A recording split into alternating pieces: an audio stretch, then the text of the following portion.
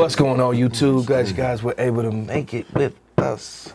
Bro Cole. Once again, Thank you, in the basement. For tuning in. Yes, yes. Now, this clip, which you know, we just discussed. Yeah. If y'all haven't seen it already, y'all probably seen it.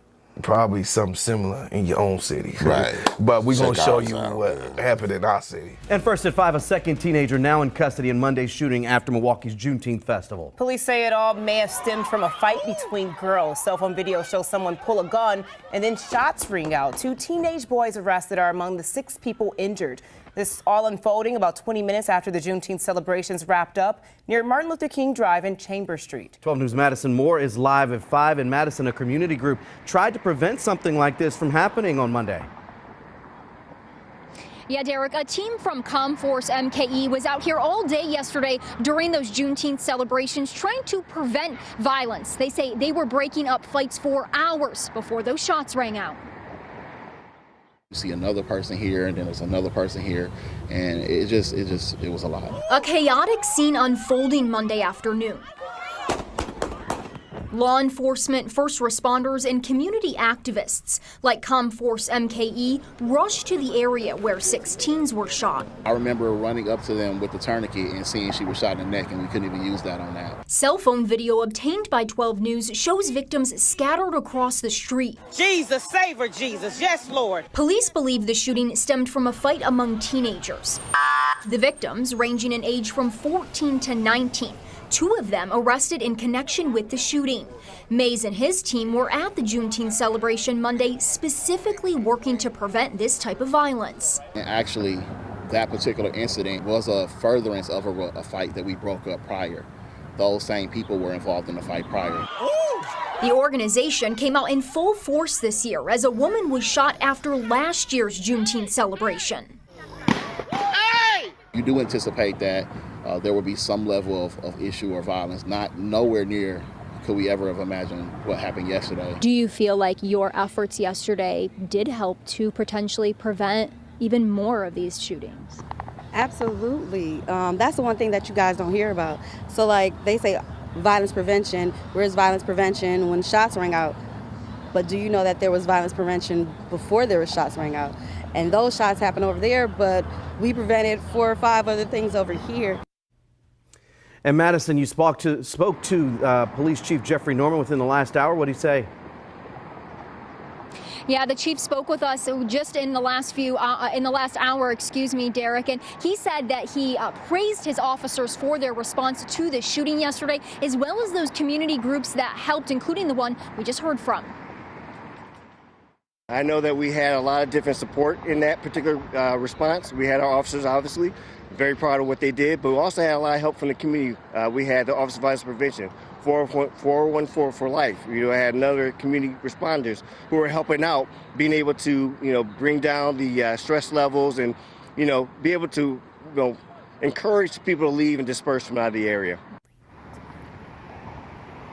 Now, the chief does tell me that the 4 teen girls that were hurt during the shooting, he says that they are all expected to survive. Madison Moore reporting live in Milwaukee. All right, so not to draw light on situations like this because it actually happened after.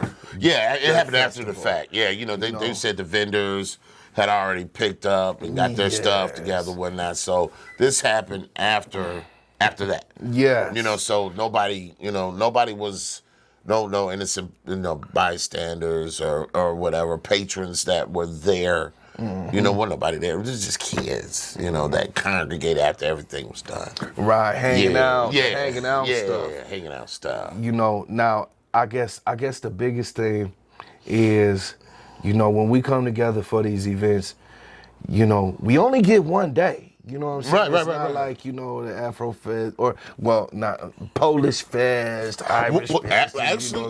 Actually, the Afro Fest is coming back this year. Is it? Yeah, in August. I'm going. Because, they cut that off for years. Well, like you said, they had Mexican Fest. Yeah, for days. Polish Fest. Pride Fest. What else we got? They had every right. Yeah. But AfroFest, African American Fest. They Right. Didn't have that anymore. But I guess But it's coming back this year. Yes, and I it's would coming like back to this see that too. Now, the biggest thing is these young people going to Juneteenth. They probably don't even know what Juneteenth is all about. No. You know what I'm saying? And so if y'all watching, young folk, I'm gonna give you a little bit of history lesson, okay? Juneteenth is the last day of slavery for the last slaves that were left in Texas. They were the last known about the Emancipation Proclamation. And I want to say that was like, what 2 years after they were freed? After, yeah, I think it was like 2 years. Yeah, it wasn't soon after. Right. Okay. It wasn't soon after. I thought it. Yeah. Okay. Yeah, they were in slavery for a minute after. Right. Before they even knew that, Yeah, anybody else was, slaved on any other plantation or any other state, any of that. So it was a celebration of the end, okay, and what they had endured in Texas, and so, and there's more to the story. I'm not going to get all off into it, but there's more to the story. But if you want to learn, you can go ahead and do your research. But the thing is that a lot of our young people come to this event, and it's like, they not. I don't know. Is it that we not teaching them? This wasn't the only city that they had shootings at their Juneteenth. So there was other cities that also had similar cases. I did go down there to Juneteenth. You did? Matter of fact, me and Tribe went, and oh snap! Okay. Yeah, I picked him up, and then we just stopped over there. And it was just so many people, I couldn't even find a park spot. Now, they shortened, this one thing about the Juneteenth up here, they shortened it up. But as far as blocks, it used to be from North Avenue all the way to Burleigh. When it first came out, this was years and years ago. So then, it's not centered. No, then it went to Center. It was Center to Burleigh. Center to so now, Locust, right? so now, I said Burleigh. Oh! I said Burleigh. It was from Center to Burleigh. Okay. So now it's from Locust to, we might as well say Burleigh. They call it Atkinson, which is right there. I think a couple blocks or whatnot. From all these blocks. I'm just trying to get the history out there, y'all, for where our Juneteenth actually started. Yeah. You know what I mean? It was like every year there was always something going on. Milwaukee, but especially back in the 80s when I came here in the 80s. In Milwaukee in the 80s, they had a big high gang population up here. Yeah. And the gangs would meet down there at Juneteenth. And they teared up, man. So it just like, as the years went on, it just started shortening the blocks, the radius of the Juneteenth. And I just thank God.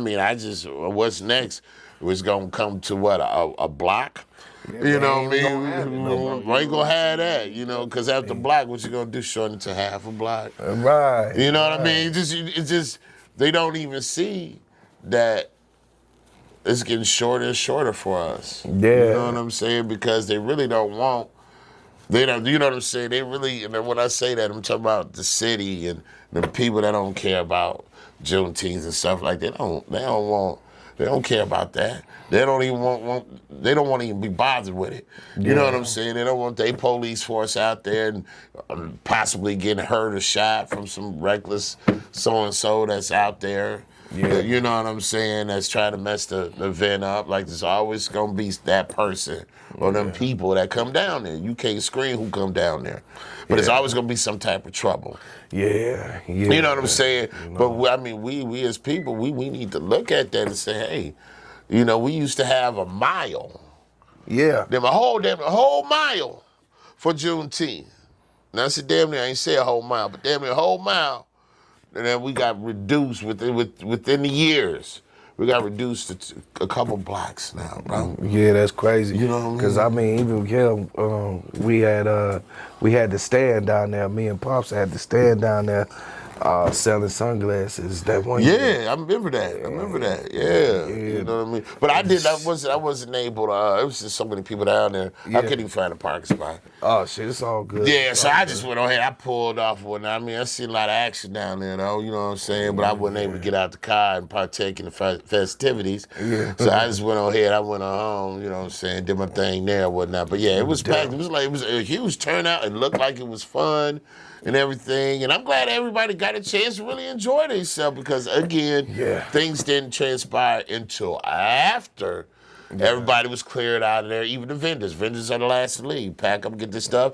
Then that's when that stuff had happened. You know what I'm saying? So that's the upside to it. It wasn't, because the other years, some went down right in the middle, right smack dab in the middle when it's the busiest, and you got 1,000 people, down there. Man, it's a stampede. It's a stampede. When the stuff break off, everybody trying to get up out of there. Yeah. Man, imagine 1,000 people running towards you. You don't want to imagine that. You know what I'm saying? I've seen that. I seen it too. You know what I'm saying? I've been in it. I get them out the way. Exactly. You know what I'm saying? And don't trip. You know but what I'm anyway, real talk. No, you know that's what I'm for saying? sure. But yeah, so, I guess the biggest thing, not the Go biggest, ahead. but another thing that I wanted to point out was they showed the young dude right before he pulled out the gun. But my thing is that it didn't have nothing to do with you. You know what I'm saying? Like, it was between females the girls fighting. It was females fighting. Right. It was females fighting, and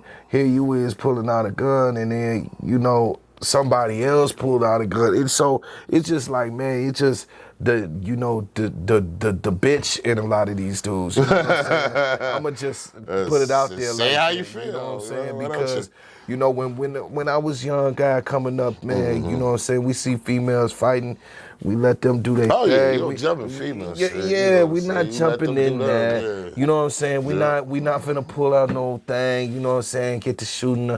We're not finna shoot females. Well, I'm not gonna say that. Excuse me. I've been in situations where I have seen, a woman get jumped by women and dudes that jump in. I've seen that. Real.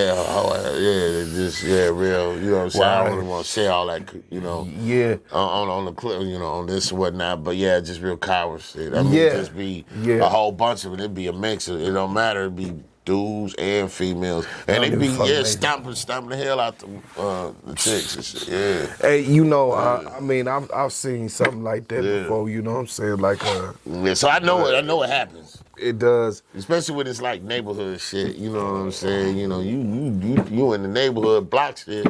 You know what I'm saying? It's like everybody together. You know what I'm saying? Somebody come from out the neighborhood, you got a problem with somebody in that neighborhood.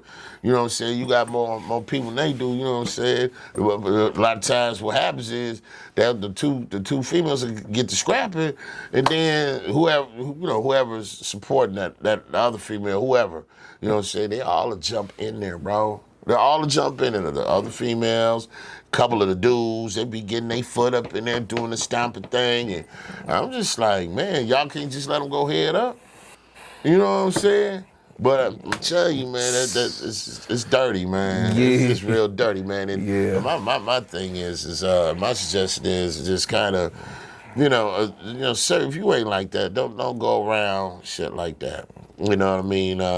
When everybody say, oh, fight, and everybody run to that shit, you go the other way. It ain't got nothing to do with you. Because you don't never want to get caught up in some shit like that, especially in this situation where this boy pulled out this gun and started shooting. Them bullets ain't got no name on it. Yeah. You know what I'm saying? To walk away from trouble, don't walk towards it. That's some of the best advice a lot of people can take, especially young folk out there, y'all listening. Take heed. All right, smash. Don't forget to smash those likes. All right, if you haven't already, hit the subscribe button. And then till next video, you all, peace. In the chaotic scene following Milwaukee's Juneteenth celebration June 19th at MLK Drive and Locust, 6 people were shot, all of them teenagers ranging in age from 14 to 19. And police say a teenager was responsible, a 15-year-old boy who was already wearing an ankle bracelet for 2 armed robberies when he was 13 and a gun charge this year. 3 JV 340 and 23 JV 581 in the interest of... We're not identifying the boy for now because he's charged in juvenile court, but that could change. A waiver petition has been filed. The state is requesting that the juvenile be waived into the adult court, or that the court may consider that. That'll be determined at a later hearing, but prosecutors spelled out their arguments in their petition obtained by 12 News. It states the teen, quote, has shown an absolute refusal to be rehabilitated. Further, he, quote, traumatized dozens or possibly hundreds and put in grave risk everyone in the vicinity. According to that petition, prosecutors say the case, quote, should be heard in the public adult courts, saying the accused gunman, quote, injured the entire community by playing into stereotypes and fears.